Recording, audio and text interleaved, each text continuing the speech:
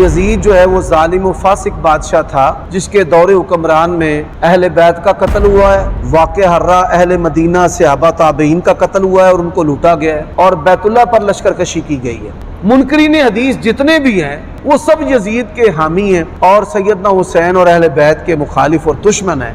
آپ یہ دیکھیں کہ حافظ ابن حجر اور امام ذہبی اور ابن تیمیہ رحمہم اللہ یا دیگر افراد جو حدیث قسطنطنیہ کا مصداق یزید کو قرار دیتے ہیں، اس کے باوجود بھی وہ اس کو فاسق اور ظالم کہتے ہیں۔ اس کا پھر یہ مطلب واضح ہے کہ وہ اس حدیث کا معنی قطعی اس کو جنتی قرار دینا نہیں لیتے۔ اللہ تعالیٰ ان لوگوں کو ہدایت نصیب فرمائے۔ اہل سنہ والجماعہ کے اندر اسلام کی 14 صدیوں میں یزید کا کوئی حامی نہیں ہے۔ یہ منکرین حدیث کی کتابیں پڑھ پڑھ کر ان کا بیڑا غرق ہوا ہے۔ سیدنا حسن یا حسین یا علی رضی اللہ تعالی عنہم کی محبت میں اپنے آپ کو حسینی کہلوانا یہ بھی جائز و درست ہے۔ جب حضرت حسین رضی اللہ تعالیٰ عنہ کے ایمان پر سوال اٹھائے گئے کہ وہ 3 شرطیں پیش نہ کرتے تو ان کی اسلام پر موت ہی نہ ہوتی، جب ان کی صحابیت کا انکار کیا گیا، جب ان کے قتل کو قتل حق کہا گیا، جب نعوذ باللہ حضرت حسین کو غدار کہا گیا، یہ ساری چیزیں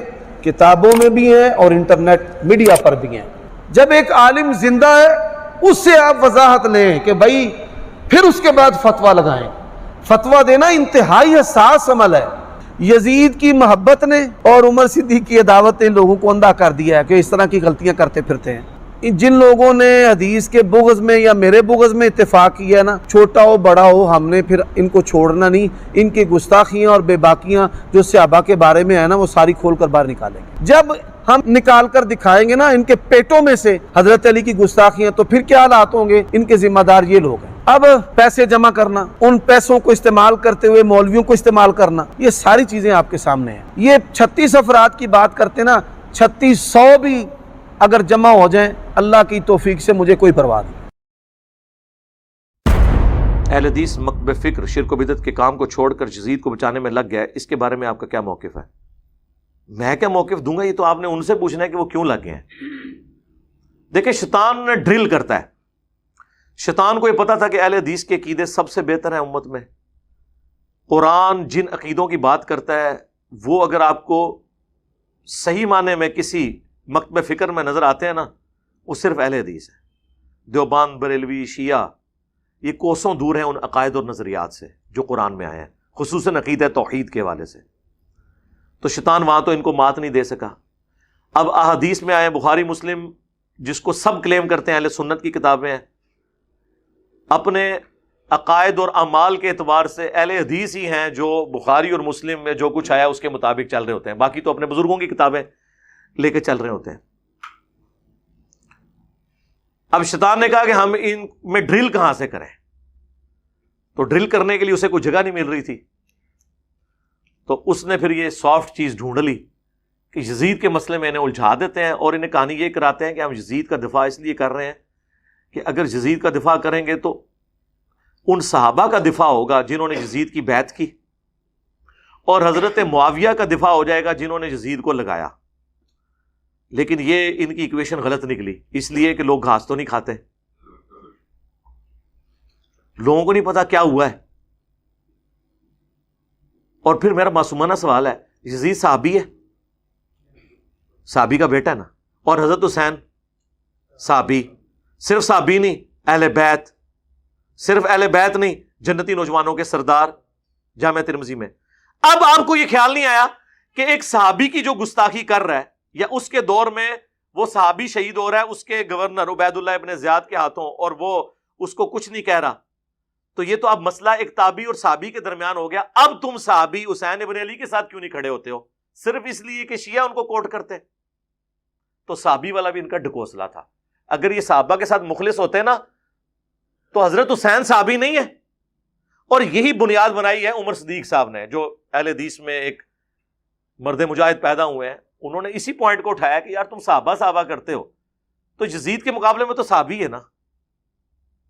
دبے الفاظ میں تم کبھی ان کو باغی کہہ دیتے ہو، کبھی خارجی کہہ دیتے ہو۔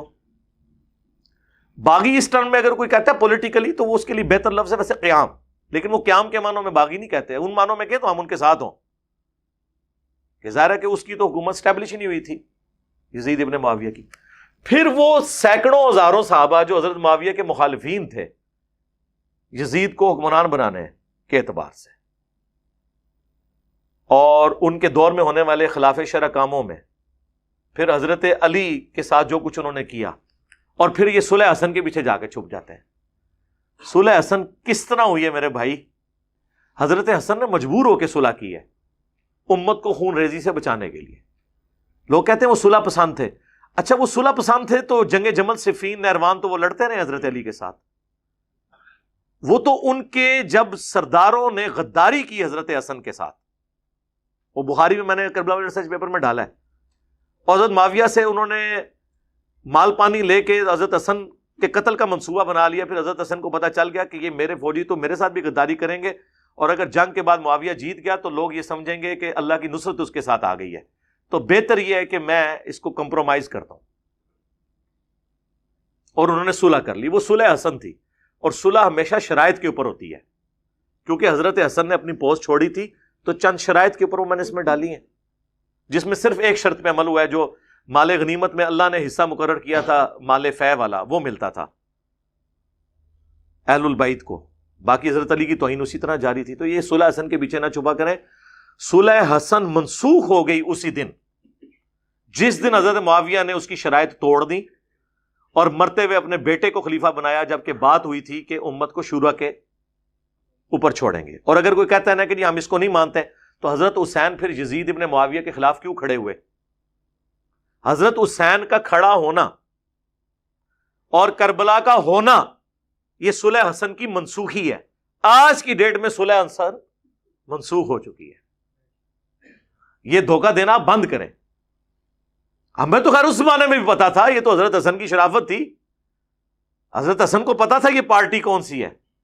حضرت حسن کو نہیں پتا تھا کہ عمار کو باغی جماعت قتل کرے گی، عمار انہیں اللہ اور جنت کی طرف بلائے گا، یہ جماعت دوزخ کی طرف بلائے گی. پتا تھا. امت کے مفاد کے اندر انہوں نے ایک کمپرومائز کیا. اس کمپرومائز کے پیچھے آپ سارے معاملات، اور یہ کہتے ہیں نہیں جی صلح حسن کے بعد کوئی ایسا کام نہیں ہوا. تو میں نے تو مسلم شریف سے 6229 نمبر جو حدیث بیان کی ہے، لعن اللہ ابو تراب، ابو تراب پر اللہ کی لعنت، نعوذ باللہ، یہ تو حضرت معاویہ اور ان کے بعد میں آنے والے ادوار کے اندر یہ سارے کام ہو رہے ہیں. تو آپ کس طرح کہتے ہیں صلح حسن کے بعد وہ سارے کام ختم ہو گئے تھے؟ اور میں خصوصاً دیوبند، بریلوی اور اہل الحدیث ان سے یہ ریکویسٹ کروں گا کہ آپ لوگ تو بڑے شد و مد کے ساتھ حق چار یار کا نعرہ لگاتے ہیں، تو اس نعرے کے اندر ہی قیامت مضمر ہے. اس کے بعد سیاست معاویہ زندہ باد نہ لگایا کریں، خلافت راشدہ حق چار یار یا خلافت راشدہ زندہ باد یہ نعرے لگایا کریں، تو ہم بھی آپ کے ساتھ کھڑے ہوں گے. آپ کو بھی یہ بات پتہ ہے کہ یہ نعرہ کیوں آپ نے ڈیوائز کیا تھا. لیکن اب آپ ان لوگوں کی وکالت نہ کریں کہ جن کی وکالت کرنے سے، یعنی بنو امیہ کی وکالت کرنے سے، اور بنو امیہ سے مراد میری حضرت عثمان غنی رضی اللہ تعالیٰ عنہ یا عمر بن عبدالعزیز رحمہ اللہ تعالیٰ نہیں ہے. ان کے پیچھے بنو امیہ کو نہ چھپایا جائے، ادر دین ان کے ہیں. تو ان کی وکالت کر کے آپ شیخین کی، خلفائے ثلاثہ کی توہین تو نہ کروائیں. جو مقدمہ جس طریقے سے ہے اس کو ایکسیپٹ کریں. ادروائز اگر آپ اس طرح کے معاملات کو لے کے چلیں گے تو پھر ظاہر ہے کہ امت کے دل دکھے ہوئے ہیں. بعض لوگوں کو اس وقت بات سمجھ آ گئی، بعض لوگوں کو بعد میں بات سمجھ آئی، بعض لوگوں کو آج بھی سمجھ نہیں آ رہی، حالانکہ ہم احادیث دکھا رہے ہیں، اپنا ذاتی فتویٰ تو نہیں پیش کر رہے. یہ چھپتے تھے حضرت عبداللہ ابن عمر کے پیچھے کہ جی وہ تو یزید کی بھی بیعت انہوں نے کر لی. بخاری مسلم میں آتا ہے کہ جب واقعہ ہرہ کے بعد یزید کی فوجوں نے جو مدینے پر چڑھائی کی، شہادت حسین کے بعد علیہ السلام، اہل مدینہ نے بیعت توڑ دی یزید کی، تو عبداللہ ابن عمر لوگوں کو منع کرتے تھے بیعت توڑنے سے. میرے بھائی وہ جن کو منع کر رہے تھے وہ کوئی انجینئر صاحب کے اسٹوڈنٹس تھے؟ ایٹ لیسٹ تابعین تو وہ ہوں گے نا، بلکہ صحابی بھی تھے. عبداللہ ابن مطیع ان کے پاس گئے، وہ بیعت توڑ رہے تھے کہ بھائی حضرت حسین کو انہوں نے قتل کر دیا، اس کے بعد کون سی گنجائش رہ گئی ہے. اور یہی عبداللہ ابن عمر ہے جن کے بارے میں مجمع الزوائد کے اندر المستدرک للحاکم میں آتا ہے کہ اپنی موت کے وقت وہ کہتے تھے مجھے کسی بات کا کوئی غم نہیں ہے، میں نے پوری زندگی پیشن کے ساتھ اللہ کی اطاعت میں گزاری ہے، سوائے اس بات کے کہ میں نے باغی گروہ کے خلاف حضرت علی کے ساتھ مل کر قتال کیوں نہیں کیا؟ جو بات عبداللہ ابن عمر کو اپنی موت کے وقت سمجھ آئی، حضرت علی کے ساتھیوں کو ان کی زندگی میں سمجھ آ گئی تھی. یہ کوئی چھوٹی بات ہے؟ لہذا عبداللہ ابن عمر کو کوئی کوٹ نہ کیا کرے. اور یہ عبداللہ ابن متی جن کا نام بخاری مسلم میں آیا نا، انہی کے بارے میں وہ جو آدھی روایت تاریخ ابن کثیر البدایہ والنہایہ سے کوٹ کرتے ہیں نا کہ جی وہ محمد ابن حنفیہ جو حضرت علی کے بیٹے تھے، حنفیہ نامی عورت سے، وہ کہتے ہیں میں تو یزید کو ملنے گیا، میں نے تو اسے قرآن و سنت پہ بڑا عامل پایا. جن کے باوجداد نے قرآن و سنت کو مہجور کیا ہے، ان کے بارے میں وہ یہ کامنٹس کر رہے ہیں. تو وہ کہتے ہیں دیکھیں توثیق کر دی. اس کے آگے بھی لکھا ہے کہ یہ بات کس سے کر رہے تھے؟ عبداللہ ابن متی سے. عبداللہ ابن متی صحابی ہیں، اور وہ صحابی ہیں جن کو گٹھی نبی علیہ السلام نے خود دی ہوئی ہے. جب یہ پیدا ہوئے تھے انہوں نے 6-7 سال کی عمر میں حضور کو دیکھا ہوا. اتنے لاڈلے صحابی ہیں. تو وہ کہتے ہیں کہ یزید کے کرتوت ایسے ہیں کہ قریب آسمان سے پتھر برس پڑے. تو عبداللہ ابن متی صحابی ہیں اور محمد بن حنفیہ صحابی نہیں تابعی ہے. جب صحابی اور تابعی کا کول ٹکرائے گا تو ہم صحابی کی بات کو مانیں گے. ویسے تو یہ صحابہ کی رٹ لگاتے ہیں، وہ یہ اسی طریقے سے ہے، وہ جیسے لوگ عشق رسول کی رٹ لگاتے ہیں، لیکن جب رسول اللہ کی کوئی بات پیش کی جائے تو ماننے کے لیے تیار ہی نہیں ہوتے. تو اللہ کے فضل سے یہ معاملات بالکل کلیئر ہیں. اب کسی نے نہیں سمجھنے تو وہ نہ سمجھے. اور بہرحال عمر صدیق صاحب کو مشورہ دوں گا کہ آپ جو کچھ کر رہے ہیں یہ ادھوری جنگ ہے.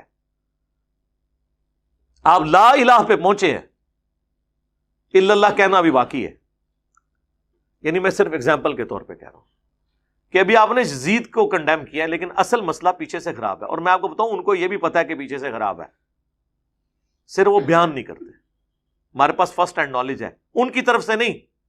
کتنے اہل حدیث علماء ہیں جنہوں نے اپنی نجی محفلوں میں ہمارے سٹوڈنٹس کے سامنے، جو جن کو ان کو پتہ ہی نہیں تھا کہ ہمارے سٹوڈنٹس ہیں، یہ کہہ دیا کہ تانوں دسیے اندر دی گل عمر صدیق دا حضرت معاویہ دے بارے وہی عقیدہ ہے جو مولانا اسحاق اور انجینئر صاحب دا ہے، لیکن اسی ڈردے دس دے نہیں کسی نو. وہ دس بھی بیٹھے. مجھے تو پہلے ہی پتا تھا. اور وہ آرٹ سے نہیں ہے. شیخ زبیر رئی صاحب کا بھی وہی نظریہ تھا. ان کے تو میں نے پرسنل کئی باتیں مجھے پتا ہے، میں ان کی آڈیو ریکارڈنگز تو آپ کو پیش نہیں کر سکتا، لیکن مجھے تو پتا ہے نا، میرے سامنے تو ہوئی ہے نا. ان کو پتا تھی ساری چیزیں، لیکن وہ ظاہر پبلک ڈائنامکس ہوتی ہے. بعض اوقات آپ نے ایک خاص لمٹ کو کراس نہیں کرنا ہوتا. شاہ ولی اللہ دہلوی کو دیکھیں، اس زمانے میں جب رفع الیدین کرنے والوں کو مساجد سے نکال کے مسجد دھوئی جاتی تھی، اس زمانے میں لوگ کہتے ہیں شاہ ولی اللہ کو جب سمجھ آئی تھی تو ان کو لکھنا چاہیے تھا. انہوں نے لکھا میرے نزدیک رفع الیدین کرنے والے نہ کرنے والے سے بہتر ہے. اس زمانے میں اتنا جملہ بولنا بھی بڑی بات تھی. ایک سٹیپ تو انہوں نے طے کروا دیا نا. مولانا مودودی کے بارے میں لوگ کہتے ہیں اتنا انٹلیکچوئل آدمی ہے، مرتے دم تک حنفی کیوں رہا؟ اس لیے حکمت کی وجہ سے. ڈاکٹر اسرار صاحب کو تو میں خود گواؤں، انہوں نے خود میرے سامنے کہا کہ جو فقہ حنفی یہ تو ہے ہی اجمی ہے، قرآن و حدیث کے خلاف ہے. میں نے کہا ڈاکٹر صاحب آپ پھر رفع الیدین کہتے ہیں میں کبھی کرتا ہوں، کبھی ان کی وجہ سے چھوڑ دیتا ہوں کہ چلو ان کو میں اپنے قریب کروں. باقی مجھے بھی پتا ہے کہ نماز رفع الیدین سے ہے. اور سب سے بڑا ثبوت یہ ہے کہ ڈاکٹر اسرار صاحب کی ایک ویڈیو نماز والی ریکارڈ ہے.